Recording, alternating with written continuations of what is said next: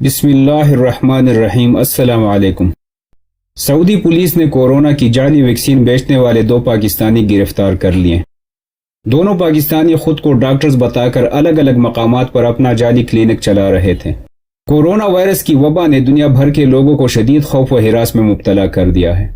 ایسے وقت میں پسماندہ اور ضعیف الاعتقاد معاشروں میں 2 نمبر معالجین، جعلی پیروں اور عطائیوں کی بھی خوب چاندی ہو گئی ہے، جو اپنے پاس کورونا کی جادو اثر دوا ہونے کا دعویٰ کر کے لوگوں سے خوب پیسے اینٹ رہے ہیں۔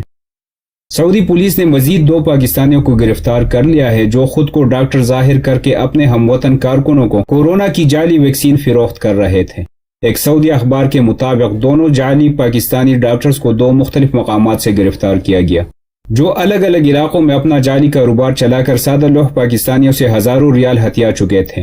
ریاض پولیس نے مخبری کے بعد ان دونوں جھوٹے معالجین کو گرفتار کر لیا، جنہوں نے تفتیش کے دوران لوگوں کو جعلی ویکسین کے بہانے لوٹنے کا اعتراف کر لیا۔ ان جعلی ڈاکٹروں کے قبضے سے زائد المیعاد ادویہ بھی برآمد ہوئیں، جن کا یہ نام نہاد ویکسین میں استعمال کر کے لوگوں کی صحت کو سنگین خطرات میں مبتلا کر رہے تھے۔ ملزمان کے خلاف مقدمہ چلانے کے لیے انہیں پبلک پراسیکیوشن کے حوالے کر دیا گیا۔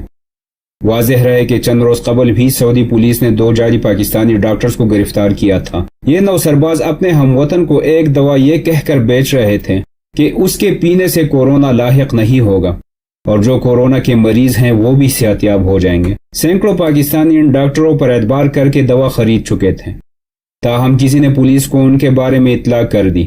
پولیس نے ان ڈاکٹروں کے ٹھکانے پر چھاپا مار کر انہیں گرفتار کر لیا۔ تفتیش کے دوران انکشاف ہوا کہ یہ دونوں ملزمان جس دوائی کو کورونا کا بہترین علاج قرار دے رہے تھے وہ جانوروں کے علاج کی دوا تھی۔ پولیس کی جانب سے دونوں ملزمان کو استغاثہ کے حوالے کر دیا گیا، جنہیں تفتیش مکمل ہونے کے بعد عدالت میں پیش کر کے ان کے خلاف دھوکے بازی اور جعل سازی کا مقدمہ چلایا جائے گا۔